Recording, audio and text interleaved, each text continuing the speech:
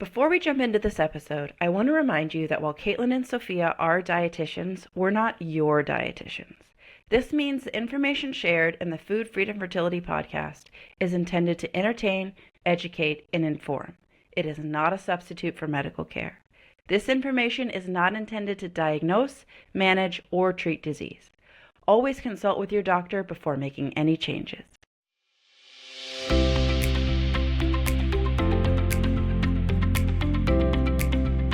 Welcome to another episode of Food Freedom and Fertility. You've got three dietitian besties today. You've got your prenatal nutrition powerhouse here, and this is a very interesting episode. It should be interesting to record, very interesting for you to listen to, because it is titled Take 4,987,203 because we invited Ryann on early recording in the season because she has so graciously been a season sponsor for 2 seasons in a row, the Prenatal Nutrition Library, which she is the founder and CEO. Is that a title?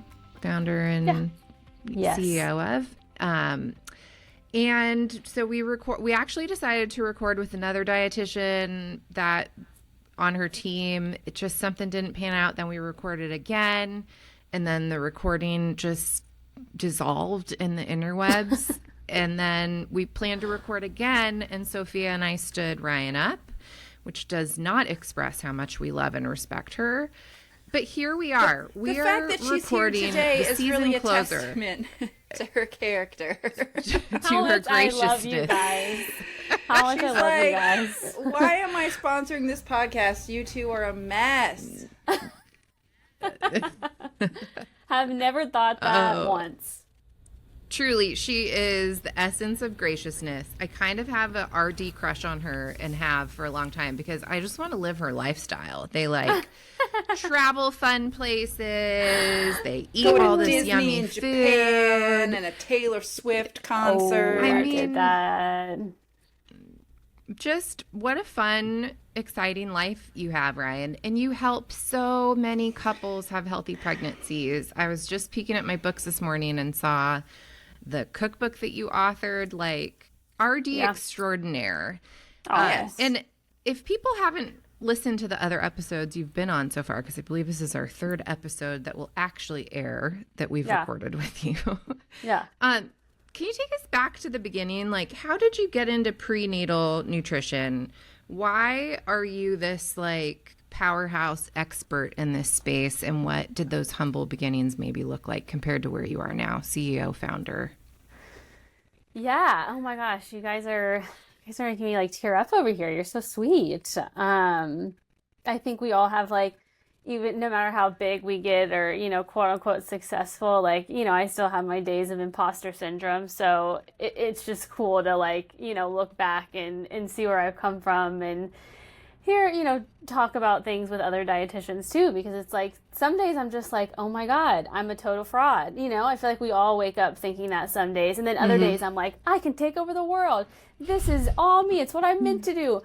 You know, so it's just like, I think we all have those days. So thank you.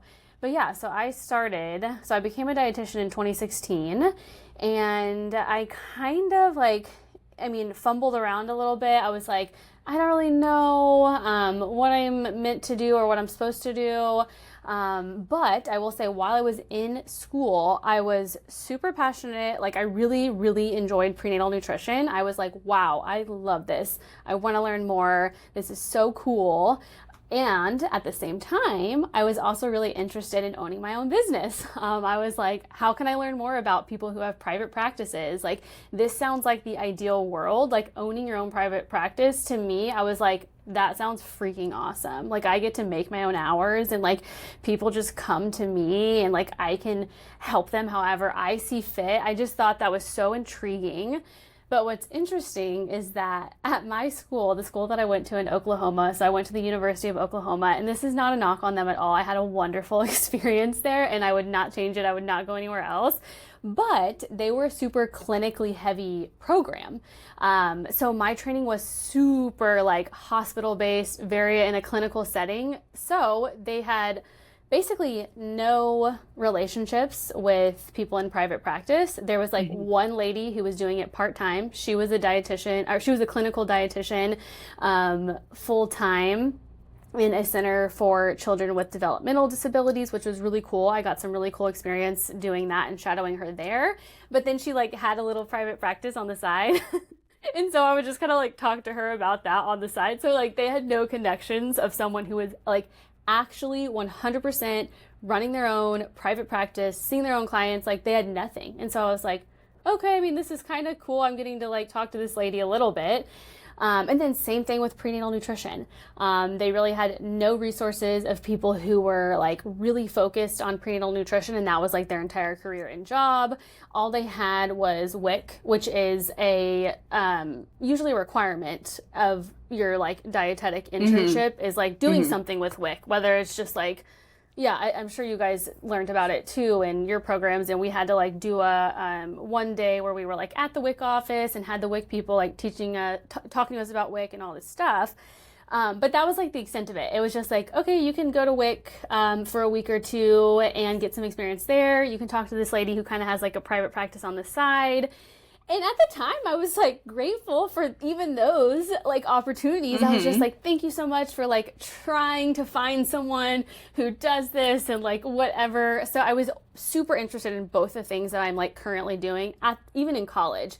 But once I graduated, yeah, I was like, I guess I'm going to, I actually have two friends who were really interested in starting their own thing as well. So like two friends that went to dietetic school with me. And we tried to start something together. I don't know if I've ever talked to you guys about this or if I've even shared this. I don't know that I've heard about this. I don't remember the story at all. So, I'm here for it. This is my first failed business attempt. We all have failures before we have success, right? So yeah. So yes, they were both very interested in kind of doing our own thing. They were like really into like the fitness side of things too.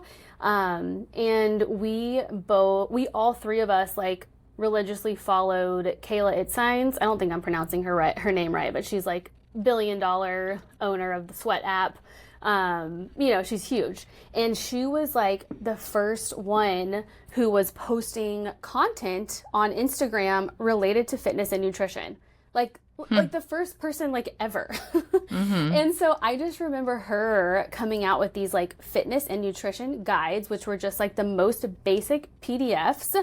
And they had nutrition plans. And we were like, what the heck? This woman, and this is again, not a knock on Kayla at all. She's awesome and amazing. But we were like, she has no nutrition background. Like she doesn't have a degree in nutrition. She's not a dietitian. We're like, she's putting out all this nutrition content and she's unqualified to do so. We're like, we should do this. Like, this sounds so cool. We should be on Instagram and we should be doing this nutrition content thing. So she was kind of our like OG, and especially my like OG inspiration. Yes, to like get on social media and create my own thing. So we had a niche, and our niche was brides. Interesting. We were like, we're gonna help people get fit and get in shape for their weddings. We're like, this is great. We're gonna do this. And it was called My Wellness Vow. We still talk about it. I still have friends that like were there from the OG time. Yes. And we're like, remember My Wellness Vow? And I'm like, of course I remember My Wellness Vow. Like that was my OG business idea. Like, you know, it's part of the reason that I'm here today. No, it's not a bad idea. Because I tried that. Yeah, I still don't think it's a bad idea. I even the Rachel, wedding nutritionist, what's her name, is all about that. Yes, so Rachel, even college nutritionist Rachel, even started like a second business that was about, I think she even, maybe that's her. Yeah, she had like another handle that was like wedding nutritionist and everything. So I was like, our idea was not far off. Like it really wasn't. Like I'm like, we would have like all that's like a motivated audience too. Yes, exactly. I was like, I think our audience was like pretty right, but they were both like doing other things. We all lived in different states. Like one of the girls was actually, I think she was like moving to Australia or something. So we were like all over the place. And I was the only one that was like hyper focused, super serious about this. I was like, I want to do this. I'm going to do this. So I was like the leader of the whole thing, obviously, and like, you know, running it all and like doing all the stuff. And then they just like were not as into it as I was. So eventually it just kind of crumbled apart and like nothing ever happened with it or whatever. But I'm like, I got to get a job. Like, I was making no money. Like, literally $0 came from that. We made $0. You probably made negative dollars yes, if you put anything into it. Exactly. But he put a lot of time into it, too. So, made negative dollars off of that. And at this point, I moved to San Diego, moved in with Nate. Nate has a full-time job, like Nate's supporting us. He was freaking out. He was like, this girl's never going to get a job.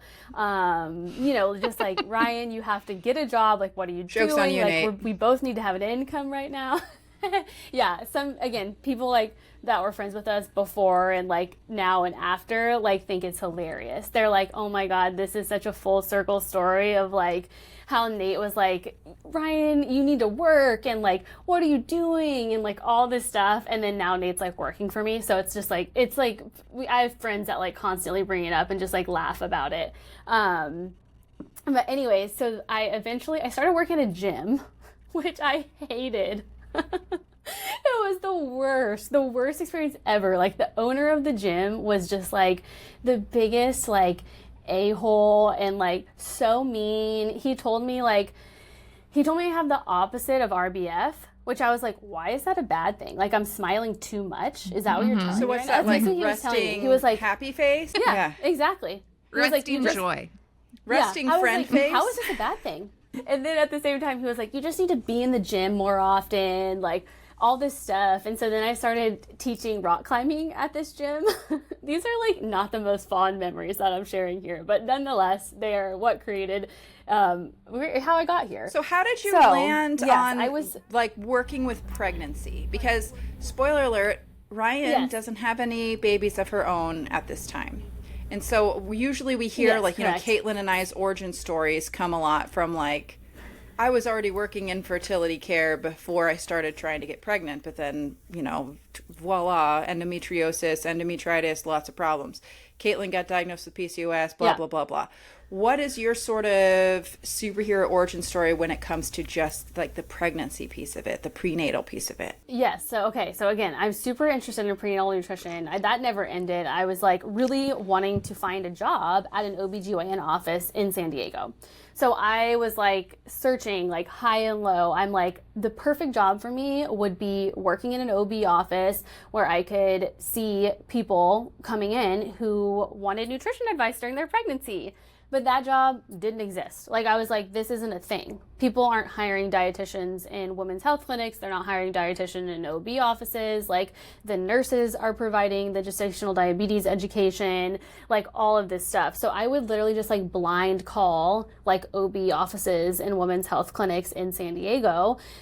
I mean, there were clinics that I even like walked into. I never could work up the nuts to go and do that, but you girls are so inspirational. You both did that. That's really impressive. BJ drove me around. I made little flyers and BJ drove me around and I would just like walk into the office, see if I could talk to their referral coordinator. It was a little bit different. I wasn't hoping that they would hire me. It was just like, send me your PCOS patients. Like, give me all of them. Yeah. But, no, I mean, sometimes you have to, like, because people just don't get it. You got to be gritty. You got to, like, go after it. Yeah, exactly. And then eventually I had a realization and I was like, well, this job doesn't exist. Like, I guess I'm creating it because, like, it's not a thing.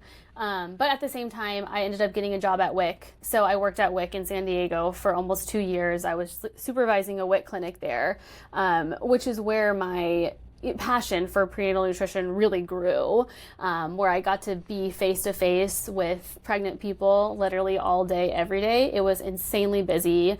So I got so much training and education and all of it through WIC, which was really, I mean, it was so many things. I'm so happy that I had that experience because I realized a lot of things working there. And one of those was I felt like I was in a box. I was like, I can't teach anything I actually want to teach. You know, it was very like the curriculum that you have to teach. Flat milk and whole grain cereal and Yes. Yeah. Yes. Exactly. So I was like, and I knew too, like it became a certain point where I physically and like mentally was like, I cannot teach this anymore. Like I don't. You're betraying yourself I had in a doing concern. Yes. Yeah. Yes. It just like it got to a point where like emotionally I was like unwell going to work at times. It was also like the whole breastfeeding side of it and formula side of it. I had a very like there were just times where I would just like come home and cry because I was like I can't see this anymore. There were just things that like I witnessed that I never wanted to see or be like a part of. Especially when you're so many like good so things handicapped you about can't that do program, anything but- about it. You can, Oh, yeah. It's one thing to see No, something I could do tragic nothing. and have some sort of agency, but to see Yeah. it and be forced to participate in the tragedy versus like using what you know to be true to help end the tragedy, that's so Yeah. painful. It was like emotionally really taxing at the end. But I was able to go part-time at a point because I was getting my master's degree. I got a master's in public health. And so I was getting a master's in public health and I was also running my business on the side. So yeah, I was like, thank God I'm able to go part-time. I saw some like money coming in, nothing like huge, but I was like, oh, at least I'm like some income is coming in from this. And then eventually I was like, if I want to run a business full time, I was like, I have to give it my go. Like Do I it have to full-time. quit. Yeah, I was like, I have to do it full time and see what happens. So yeah, I was really. Nate was not on board at first. It's again so funny looking back. Adorable at it, to hear but that now. there was a point. There was a point where I just went to him and I was like, I honestly don't care what you say. I was like, I'm quitting. Like I literally am quitting next week. I've already made up my mind. I was like super convicted in my decision to do this, and he like couldn't say anything at that point. You know, he was like, "Okay, like we're doing this. Like we need to have a plan, We'll all figure this it out." stuff." Yes, and so coincidentally at that time is when I got this book deal, which was a company that had reached out to me. They had seen my content because I was already posting on Instagram and social media related to pregnancy nutrition. Because I started this account in 2018 and I didn't quit my job until the next year, like 2019, almost like a full year later. And yeah, Wow, that's like right when I met you too. That's so wild. That I mean, you seemed like you'd been doing it forever, but we met in 2019, right? Or was it real early 2020? I think it was still 2019. Wild.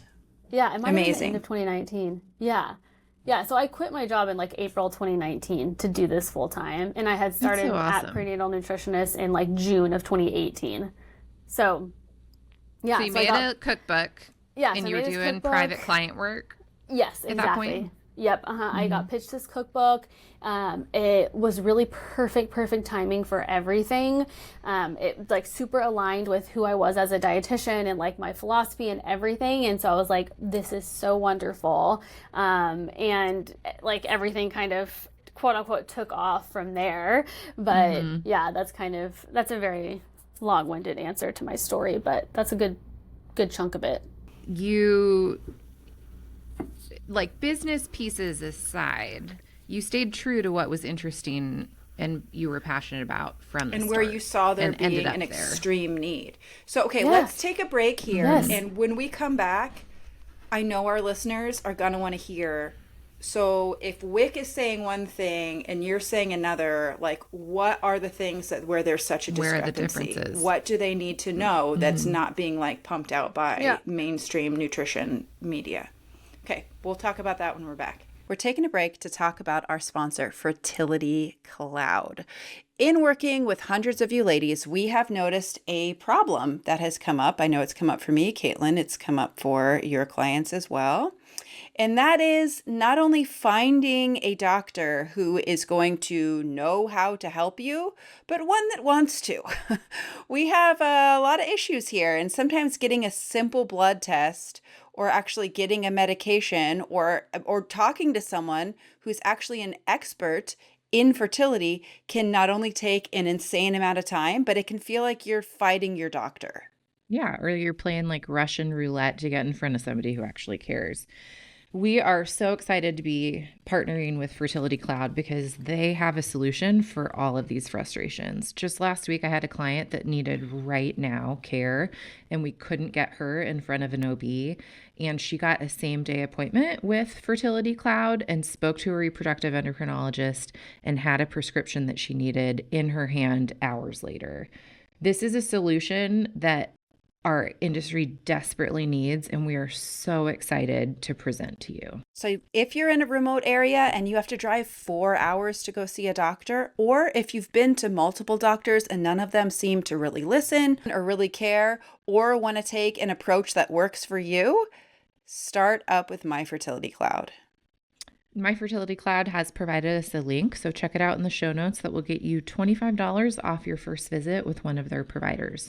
We're taking a quick break from this episode to talk about one of our sponsors, the Prenatal Nutrition Library. We love the Prenatal Nutrition Library. It's a searchable database and app, which means you have answers within seconds and peace of mind that what you're eating during pregnancy is both safe and nutritious. It's almost like having your own personal pregnancy dietitian in your back pocket that's going to not only tell you, is it safe to eat this? How much of that should I have? Yada, yada, yada. But give you actual meal plans so you know how to put it all together onto your plate today. And the meal plans are trimester specific, meaning, some women are kind of nauseous in their first trimester and maybe they need specific foods to help combat that. Prenatal Nutrition Library has got you covered. Or the fact that your baby's brain is growing rapidly in your third trimester and you need your nutrition to support that. Prenatal Nutrition Library meal plans has got you covered there too. This is evidence-based information. Registered dietitians are in this app weekly answering members' questions. There's an exclusive podcast within the app that's run by Ryann, who is the prenatal dietitian that founded this entire thing. It's a wealth of knowledge and resources and will take you far beyond that one-page handout your doctor handed you that actually probably has out-of-date information about eating in pregnancy. So head on over to the Prenatal Nutrition Library as soon as you get your big fat positive. Well, okay, first message me and Caitlin so we can do a happy dance with you. Then head over to the Prenatal Nutrition Library to get clear strategies to meet your nutrient needs, as well as to take the stress out of confirming what's safe and most optimal for you and your baby while you're pregnant. Use code FFF20 for 20% off. Hey guys, we're taking a break from our episode and I want to talk about something that's super confusing. When you head down the supplement aisle and you're looking for a prenatal, and on the prenatal bottle itself, it says, do not take if you're trying to conceive, pregnant, or breastfeeding. Like, what the heck? Yeah, it says, talk to your doctor if you are pregnant, could be pregnant, breastfeeding, postpartum, whatever. And every supplement has this. You go down the supplement aisle, you go shopping on whatever supplement website, and there's a disclaimer on every bottle of every single thing, which means that everything that you've been taking your whole life long is now a big question mark about whether or not you are potentially harming yourself by taking something where you're trying to be healthy. So that is why we partnered with Needed. Needed is a perinatal nutrition supplement brand that has a wide array of products specifically designed for women who are pregnant, trying to become pregnant, breastfeeding, or postpartum. So it's not just that these products can work if you're in that situation, or it's probably okay if you take it while you're trying to conceive. No. These products are researched, they are formulated, and they are put together specifically for women who are trying to conceive, pregnant, breastfeeding, and postpartum. This answers so many questions. I always get asked, what can I take? It's cold and flu season. What's safe? Needed has an immune support. That's safe whether you're trying to conceive, pregnant. It's even safe for your little ones. And it's not just immune support. They've got collagen, they've got hydration support, they have digestive support, they have prenatal multi. They even made a line for dudes. Needed is somebody we're really proud to be partnering with. So head over to their website and use code FFF20 for 20% off your order. All right, so we're back. I think that's a great leading question, Sophia. If WIC is saying one thing and you're feeling convicted enough that you don't want to be a part of the information it's sharing sending you home anymore, crying because it's so incomplete. What are those things? Let's give us the tea. Tear it down and spill the tea. And WIC is wonderful for a lot of things, and they give a lot of great resources. It is. But there are places where there needs to be improvement, and we can talk about that while still being thankful for what they're doing well. So the fact that there's a system in place at all is wonderful. The fact that it provides actual food to people in need is wonderful. The fact that there's any sort of food safety conversation and we're, letting people know, hey, wash your hands, don't eat out of the trash can, or, whatever people were trying to do is good. But beyond those points, what were the things that were sending you home crying about? Speaking of coming home crying. So the things that I was crying about, I would say, the babies in the background. The more so the tears came from the emotional side, I will say, of like the breastfeeding and formula discussion more than anything. It wasn't so much the nutrition aspect of it. So just caveat there. But I was also torn about the nutrition education that I was providing. Oh gosh. I have PTSD. Seriously, it was some of like the worst, like the most horrible things. But the nutrition side of it. So I will say that like it is getting better, and they are doing some things right for sure. Like you get a decent like fruit and vegetable voucher. And I think over the years, they've actually like continued to increase the amount that comes on that specific voucher. So that's wonderful. I'm like, okay, if we can keep doing that, I feel like we're heading in the right direction of like, hey, you can use this on fresh produce. Like, that's amazing. Eggs, like you can get eggs. Okay, let's talk about that for a second. That's fantastic. I talk about eggs all the time. She says while sitting in front of her little egg sketch behind her. Yes. Yeah, so that's fantastic. You can get like, and it's been so long, I don't even know like what the current, so do not quote me on anything because I don't know the current like WIC package.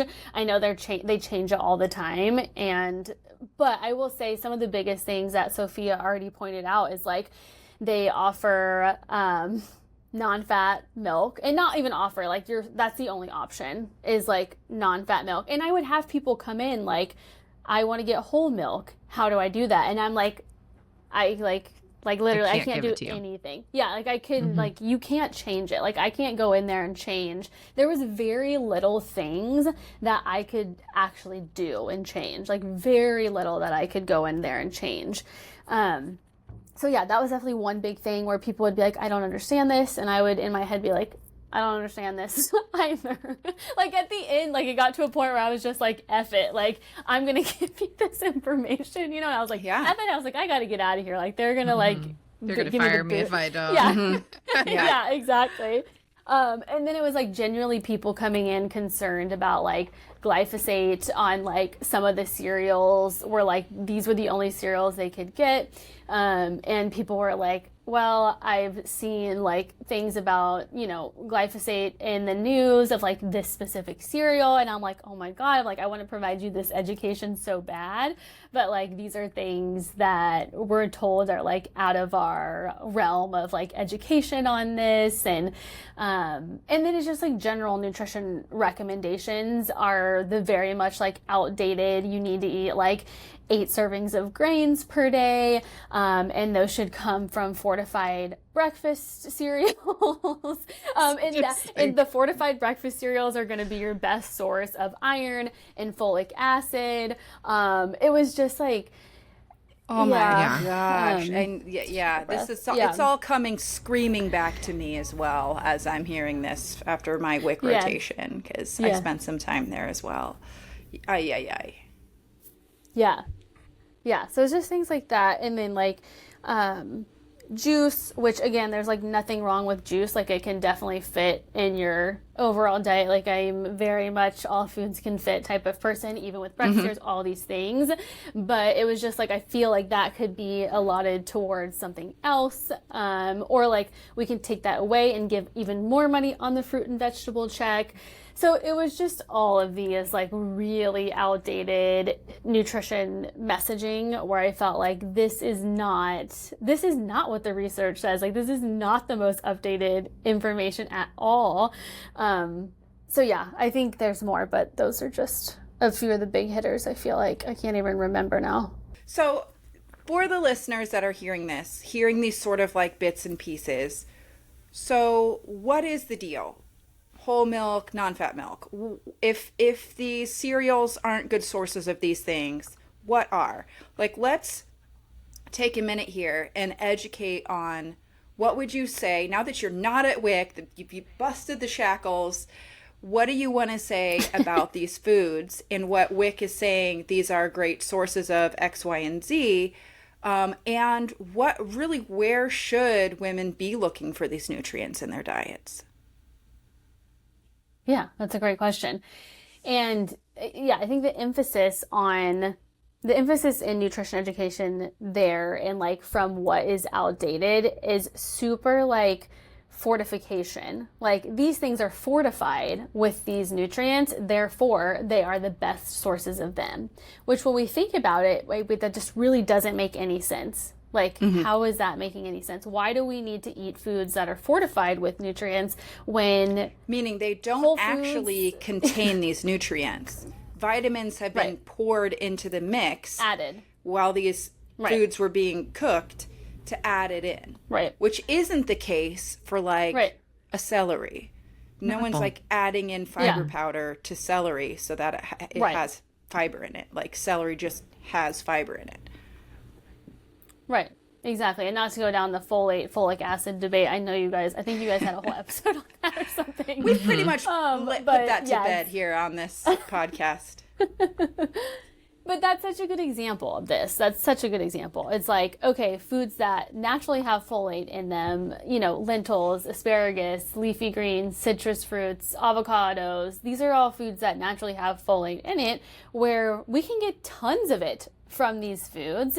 But what WIC is basically saying is like, they're not saying don't eat those foods. So don't get me wrong. Not like don't eat these foods, eat breakfast cereal instead. But they are putting an emphasis on, hey, breakfast cereals are a great source of this. And this is why you should be buying them from the store because they have folic acid. And folic acid, does X, Y, and Z, for your baby and all this stuff. So I feel like the messaging is just totally off and confusing there. It's really contradicting themselves as well. Yeah, exactly. So people are thinking, oh, WIC is telling me and providing me this cereal.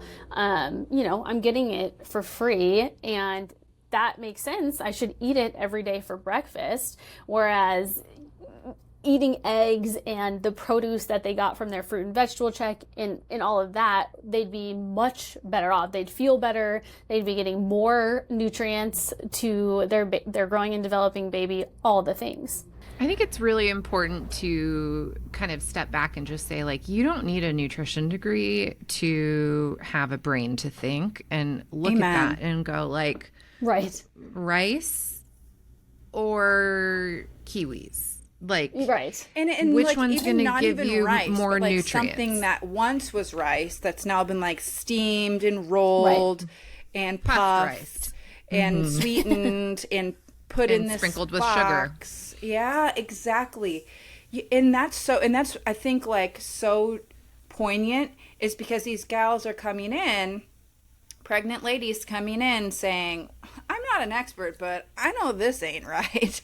Like, I'm looking at this and I'm concerned about the amount of chemicals and pesticides that are in this thing that you're telling me to eat. Yeah. You're not just saying, and that's what's so different is like knowing you, Ryann, and knowing how weight neutral you are, how non-dieted you are. There's what you said a few minutes ago about like, look, all foods can fit and we don't need to demonize or glorify any one food and say you have to be eating this thing or you can never eat this thing. If you want to eat cereal, we can find a way to make that work for you. But let's not turn it into something it's not and pretend it's this glorious health tonic. And meanwhile, you can't even get like beef or chicken with your WIC check. You have to just get these cereals. That it don't make no sense. Yeah, I had something else I was going to add to that, and then it just left my brain. I'll think of it. Rice, sweet kiwis and rice. What was it? Yeah.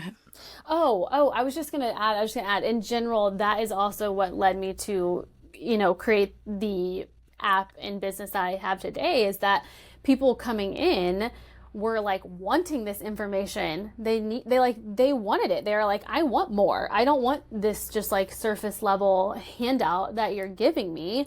And this could be in part of, I was in San Diego. I think generally San Diego is a more like nutrition educated city. Even when we're thinking about the lower income side of the spectrum, I even Truly, think because even if you're lower income in San Diego, you're probably still pretty decent income compared to a lot of other places. Yes. Yeah. Definitely.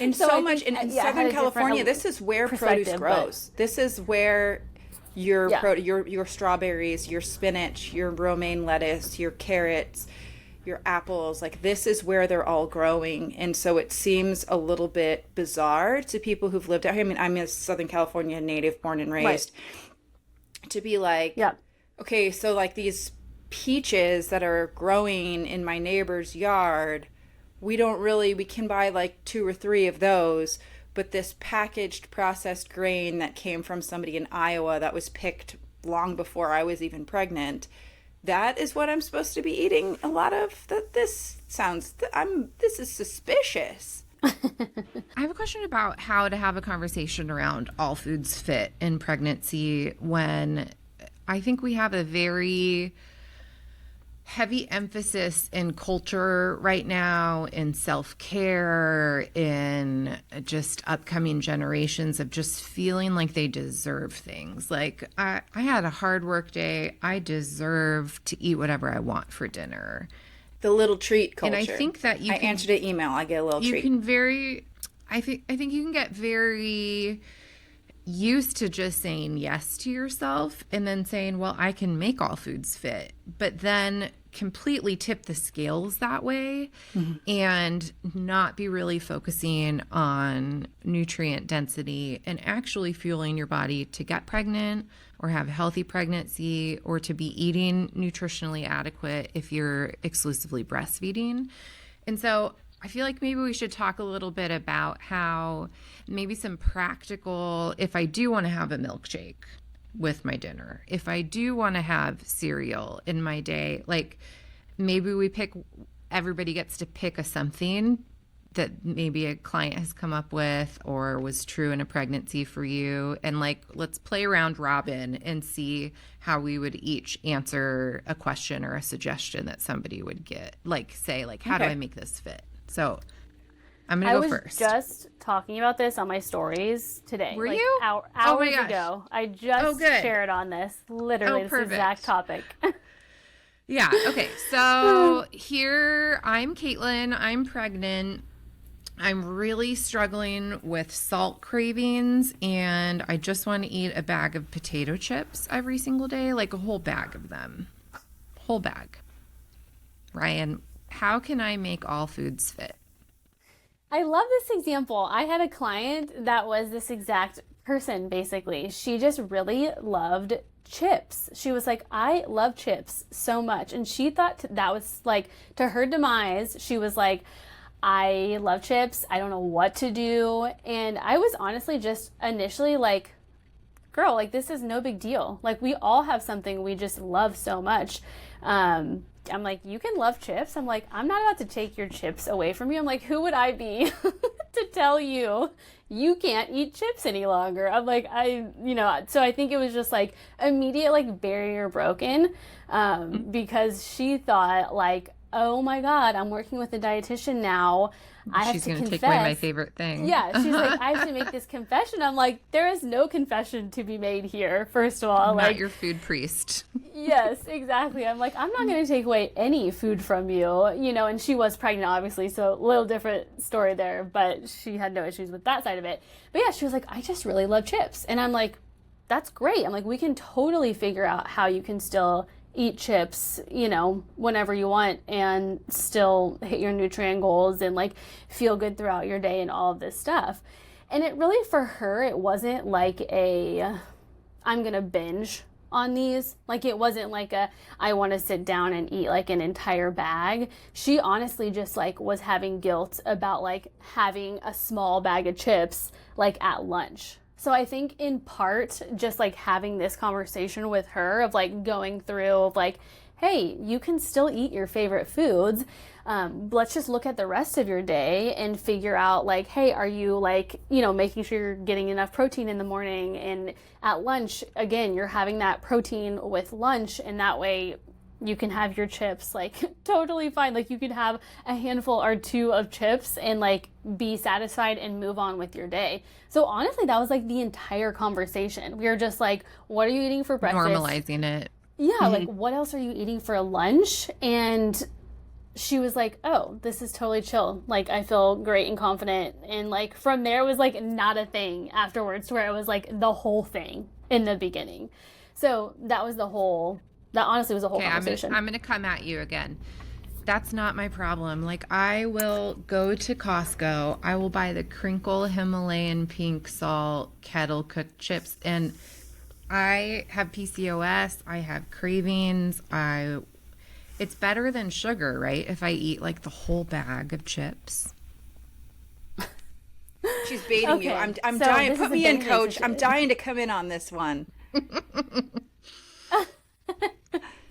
can phone a friend here if you want, Ryan. All right. Go for it. Ryan just doesn't want to be mean on camera. Here's the thing.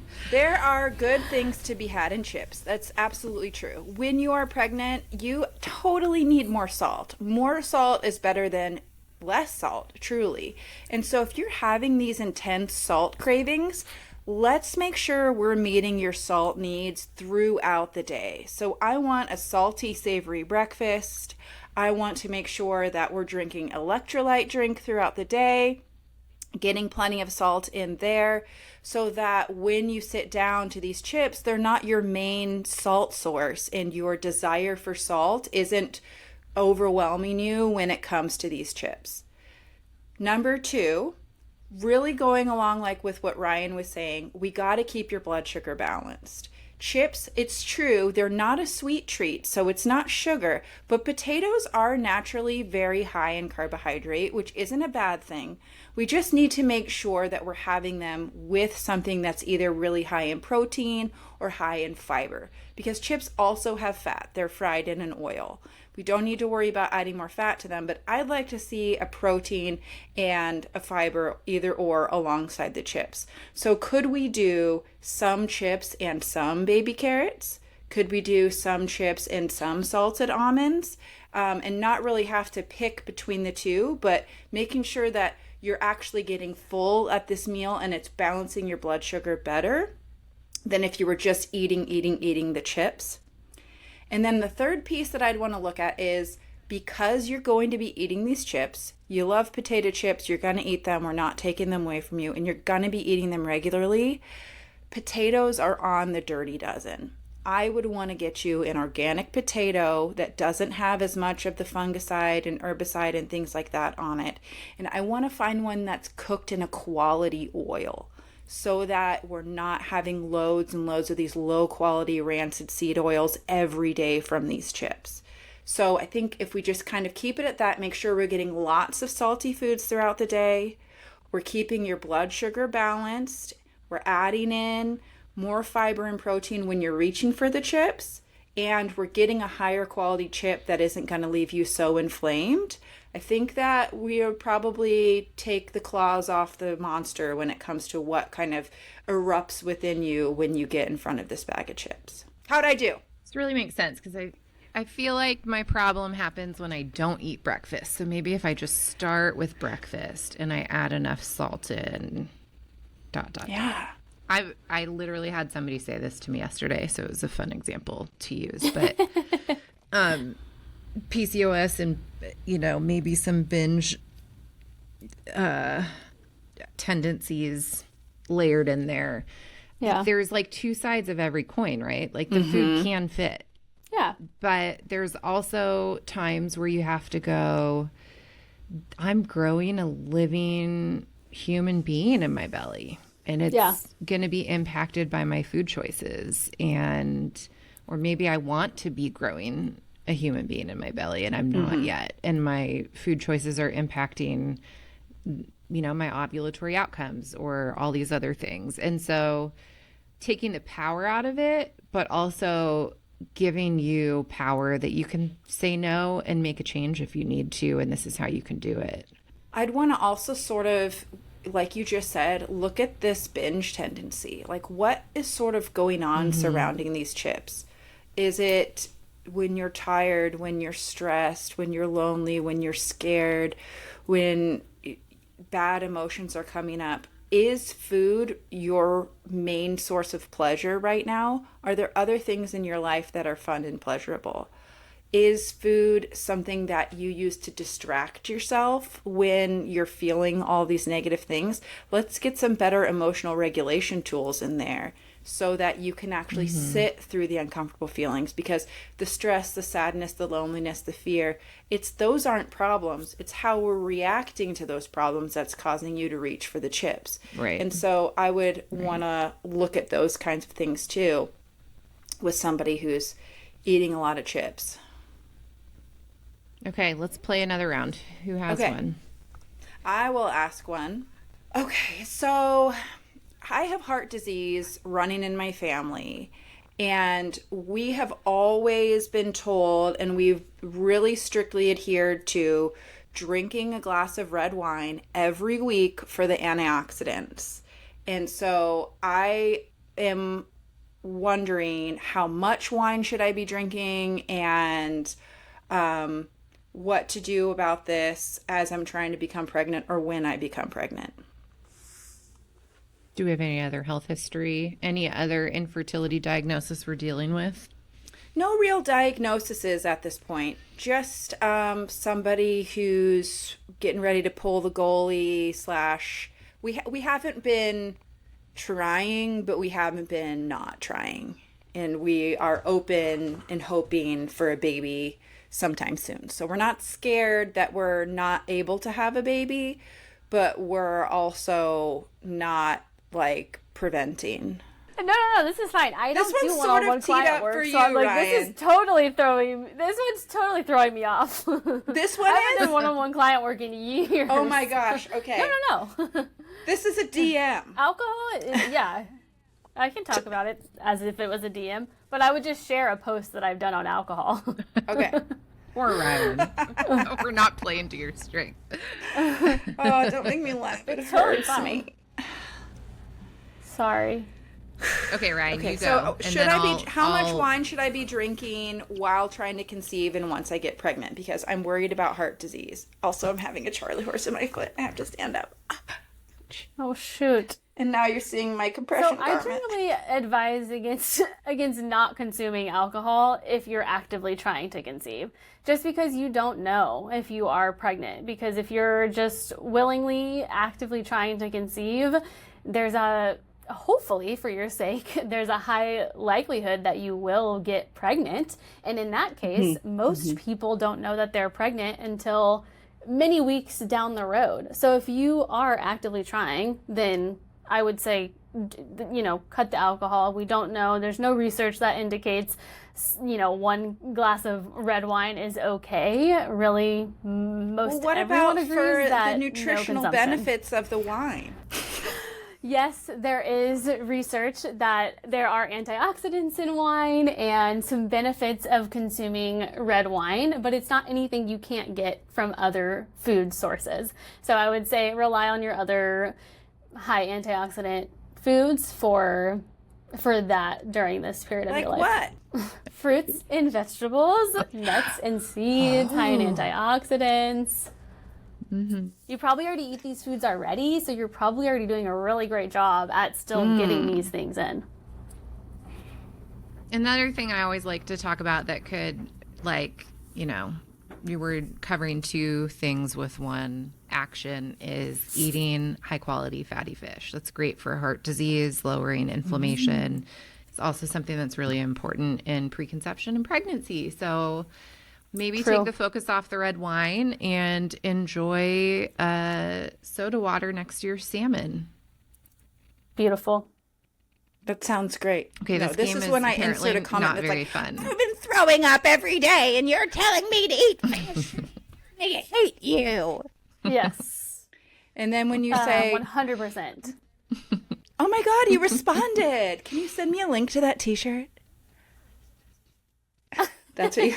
No, but it's also the opposite. Like if I post foods that are like good for nausea and like eat these plain foods, then I'll have people comment like, ew, I'm not going to eat pasta. That's so bad for me. What else should I eat in the first trimester? I'm like, you can't win. You can't one win. way or the No, other. you If can't I win. know. If I post one thing, these commenters are going to say something. If I post something for them, the other That's people why are you going to just say gotta something. do what So you it's do, like, girlfriend. You're so good at that. You're so good at just Do what doing you what you do. And you handle the comments so beautifully, and you do a great job. I never see mostly you... it's just don't respond and don't engage. But the other thing that I Don't love engage. about you is you And take you're the high blocked. road on things. I never see you... I can't think of a time I've ever seen you doing, like, stitching together a reel from, like, something wrong that somebody else said, where you're just, like, dumping on them, and you're like, actually, this is misinformation, and blah, blah, blah, blah, blah. Even on the times where I've seen you, you know, something goes, like, incredibly viral, and people have tagged you in it 1,400 times, and so you're like, okay, I have to respond on this. Even then, I see you sort of be like...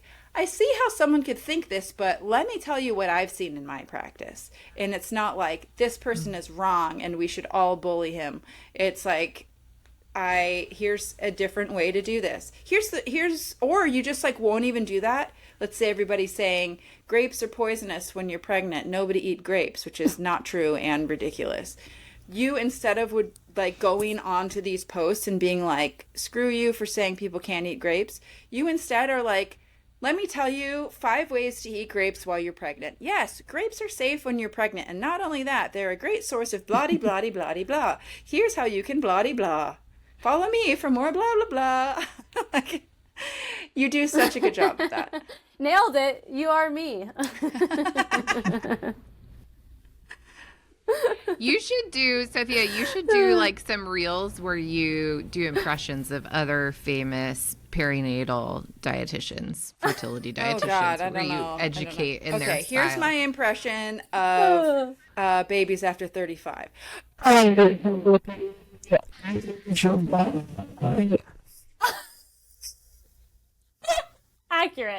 Accurate, extremely accurate. Everyone who disagrees with me should be 6 feet under. Oh, it's so bad. Okay, something else you're really good at, Ryan, since this is an episode of let's help you feel better about yourself after we just made you answer a game that wasn't so fun. You're so good You at guys are making fine. healthy meals be easy. Like, you Yeah, that are the is queen true. of walking into Trader Joe's or Aldi or insert fun grocery store, because I travel a lot and I'm in this Airbnb. I don't have a full pantry. Like, what are 2 of your or 3 of your like go-to, I can make this happen with very little ingredients and very quickly, and this would be fertility or pregnancy friendly? Yes. Oh my gosh. Okay, we did talk about this, I feel like, on the last episode. Now it's coming back to me.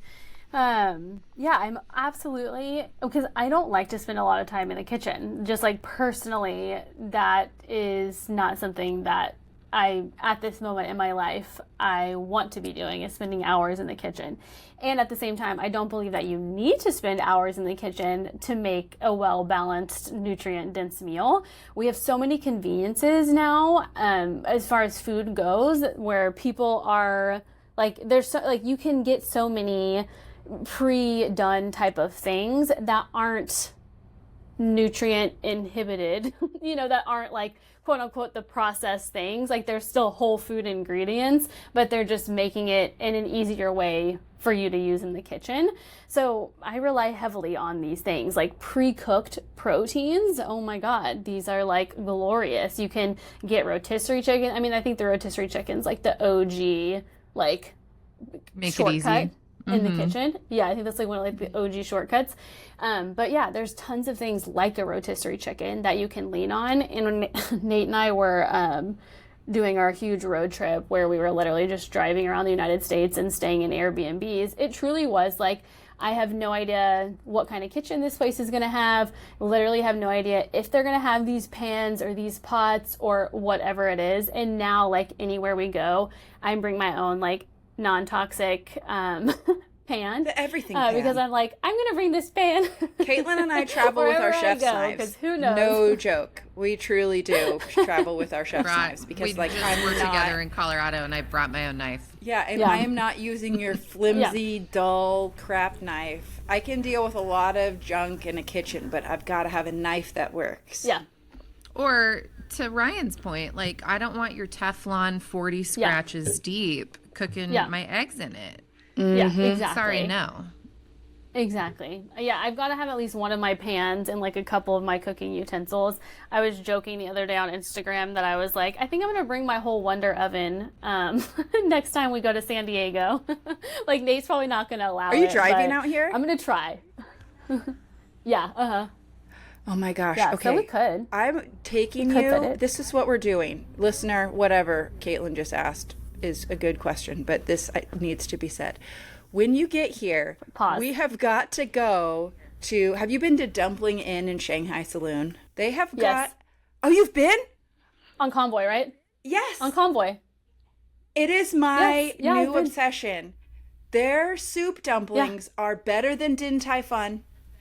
And they have this, like, soup with, I love dumplings. Ramen and, like, the shrimp ball things. And there's, like, crispy pork bits on it. I didn't have that. Oh, they only have it at lunch. Amazing. And it will blow your mind, girl. All right. Okay, so you're going on a road. Done. Back to Caitlin's question. Done. How is it that you make these meals seem so possible everywhere you go? Okay, so like when we were on the road, I did a lot of Trader Joe's like pre-cooked and pre-marinated meats because I was like, I still want my food to taste good, but I don't have like all the seasonings and all the sauces, and like we didn't want to travel with that, and like so I'm like, oh, these are perfect. I'll just get some of these like either pre-marinated or pre-cooked proteins, and then make a really easy like stir fry or like sauteed vegetable side dish to go along with it, and then do, I don't know, whatever starch is like super easy as well. Like I love like the frozen rice bags, pre-cooked brown rice. Exactly. Frozen rice bag, frozen potato pepper blend. Blends, yes. Like Whole Foods has so many good options with, you know, the right like coconut oil or avocado oil or olive oil, all those like good fats that we want to. They have so many options as far as pre-made things that really like check all the boxes too. So I'm not compromising on any of the things I would use normally in my kitchen. I'm paying more, for sure. I'm paying more. Yeah, but it's just you pay a little bit more for the convenience of it. Yes, exactly. Like at this time in my life, and especially while traveling, I'm willing to spend that extra dollar to continue to improve my health. Let's take a break and hear from our third sponsor, the Prenatal Nutrition Library, and then come on back and wrap up the episode with some girls, because girl here just had endometriosis surgery and has got to lay my ass down. I can't do this much longer. I'm holding on by a thread. That combined with the fact You're that doing great. I'm riding the line right now, gals. My pain is starting to increase as the episode goes on. Alas, I've also been alone in my home for a week, and here I've got two of my favorite people on the horn, and I can't seem to shut my mouth. So we've got it both. I'm walking the line pretty hard here. So let's take a little break, and we'll come on back and You're fine. wrap this baby up. Johnny Cash. You're fine. Hey, it's me again, Sophia Pavia, registered dietitian nutritionist specializing in women's health, fertility, and optimal progesterone production. And I'm interrupting an episode of my own podcast to tell you about my online course called Ovulation Unlocked. So if you've been listening to our podcast episodes, you've probably heard a lot of things about basal body temperature, cervical mucus, cervical position, and tracking your fertility. Well, I have designed a 90-minute self-paced online course, which I titled Ovulation Unlocked, that puts all of that together and teaches you how to be the expert on your own fertility from home. This course is designed to put you in the driver's seat of your own fertility, not only so you can know what's going on with your body on any given day, but so that if you need medical help, you can show up to the appointment informed and ready to communicate. Too frequently, us women show up to our doctor's appointments and just say something like, "I want to have a baby." And the doctor looks at you and says, "Good for you. Stop using birth control, start taking a prenatal, come back in a year if you're not pregnant." And that's all we get. However, Ovulation Unlocked puts you in the driver's seat, puts you in control of your fertility to where if you need help, you can show up to that appointment informed and ready to communicate your needs. So if you want to become the expert on your own body and your own fertility, head on over to my Instagram bio and tap the Ovulation Unlocked link today. Okay, so we're back. My girl, since we were talking about cereal earlier, is I just started binging through this girl's Instagram, like the algorithm gave her to me. I think she's at Simply Skillet. She's one of the cycle syncing girls. So it's like, I eat this in this part of my cycle for la la la la, and I eat this. And for the most part, I just think you should eat these foods. Yeah, that's really what the data supports. Is you like need eat these iron. Things. Yeah. You need iron, not just when you're bleeding. Like, you're making red blood cells all the time, even though you bleed for your menstrual period. Like, okay. Yeah. But she has some great recipes. So I saw her make this like peanut butter cocoa puff garbanzo bean situation, and I was like, I want to try that. But there's some things I want to tweak to it. So I made like a cinnamon cocoa puff garbanzo bean. So think like snacky garbanzo beans that you bake and they're crunchy. But they're cocoa and a little sweet with salt and cinnamon, and then you can put it on top of your Greek yogurt, or you can put it with whatever milk you like to eat cereal with, and you're getting, like, the serving has 11 grams of fiber in it. Wow. That's from cocoa powder, because that's very high in fiber, and the garbanzo beans. It's like chocolate covered pretzels, basically. So good. I did it 2 ways. Did some with maple syrup and some with just like a cane sugar, and the cane sugar turned out better. I think the syrup, not as sticky, probably. Yeah, it just was better. But like comparatively, especially when we're talking about, fortified total, like go look at the ingredients on the normal Cocoa Puffs compared to garbanzo beans, cocoa powder, olive oil, vanilla extract, a little salt, and a little sugar. Bake. It was so easy, and it tasted so good. So thank you at Simply Skillet for inspiring me. Check out my Instagram because I'm going to post a reel. So by the time this is up, you can find the recipe if you want. And you can have your Cocoa Puffs and eat garbanzo beans too. Yeah, girl. There you go. Yeah, girl. Yeah, girl. All right, Ryan, do you have your yeah, girl? All right, Ryan, did you think of one? I have mine. Okay, let's hear it. So on Monday, I had a call with Bump Boxes, which is kind of like a full circle moment back from my original introduction, because whenever I first started, I was like, and my husband remembers this too, we were like, if you could just get a deal with Bump Boxes and be able to, like, put your information in every bump box that goes out, or like do some sort of partnership with them or something, where like that would be fantastic, and like then of course I thought that was like going to be the one thing that took me to the top. Now I know I'm like, that was like not it at all. But I have a message, like a DM that I messaged them in 2019 They never responded, never contacted me, never reached out until literally like last week. They sent me a Wow. DM, like reaching out to me to do like some form of partnership or like work together or something. And I was like, that's so fun. What? You made it. Yeah. So yeah, we had a call with them on Monday, and we're gonna probably do something with them. I don't know what is an exact alignment, but even like getting our app somehow, like if you get a bump box subscription, you can get a free month to the Prenatal Nutrition Library or whatever it is. Like that would be awesome. So fun. Yeah, really fun. Yeah, girl. Oh yeah, that's girl. exciting. It's a good and I one. feel like that full circle moment is so fun in business. It is. It really is. To be the giant they want to partner with.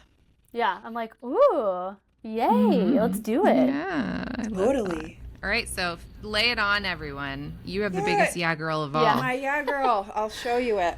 I had endometriosis excision surgery and a fibroid ablation. And I'm going to show you my belly because it's looking so good. Look how good everything's looking under my bandages here. They just have a few little incisions. Wow. Yeah. That's crazy. It happened. I did it. I had the surgery and the hard part's That's awesome. over. Now I just have to do the recovery, and that's challenging in and of itself. Because while the incisions are small, they did a lot of work on the inside. And so it's very weird because I keep like expecting that my abs are going to be all sore. You know, like when I laugh, that isn't where the pain comes from at all. It's like I laugh and that's fine. But then like a few seconds later, like a wave of intense like period cramp feeling like comes over me because my innards are like, but I got the surgery. It's done. Crazy that I actually have endometriosis, diagnosed and excised, and now I'm on the road to healing and hopefully another baby. Yay. Yay. Yeah, girl. Yeah, girl. You're so brave. I'm so proud of you. Thank you. Yes, thank you very much. I'm about to try me some Factor meals too because Ryann sent me a gift certificate. Yay. How old am I? I call it a gift certificate. My God. She sent me a credit for some Factor meals, which are like a frozen meal service that like comes delivered to your house. Fresh, never frozen. Oh, fresh, actually. never frozen. Hoo-ha. And yeah, girl, Ryan's coming to town next week. Ryann Kipping's coming to town. And we're going to eat some dumplings and soup. We're going to Dumpling Inn Shanghai Saloon. That place is my newest obsession. See us there. Meet us there. See us. Do you know what? You guys should do that. You should be like, we'll be there in 30 minutes. Anyone that wants to come. And then we can write it off. Let's do it. Okay, we're doing it. We write write it off anyway. Yeah. That's not hard. All right, enough laughing. I'm pretty sure Ryan found out how to go to Tokyo on the Prenatal Nutrition Library. I posted while I was there, so it's a write-off. It's a write-off. All right, well, this has been another episode and season of Food Freedom Fertility. Woo! Congrats. Ryann, thank you for sponsoring and thank you for being the prenatal nutrition powerhouse that you are and inspiring CEO. We just love and adore you. And guys, you know, you don't have to be sad that the season's over because we have teed up a bunch of Win Wednesday episodes for you where you're going to hear stories of women that have a win. Very often it's a pregnancy or baby, and we're telling their infertility story and just letting them have the mic. But this will be the best season break ever because it's not really going to be a huge break. So stay tuned. Yay.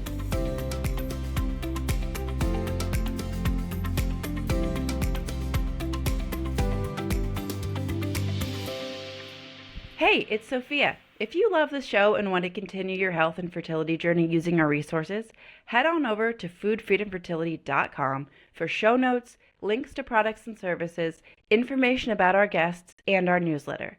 Again, that's foodfreedomfertility.com. Thanks for listening.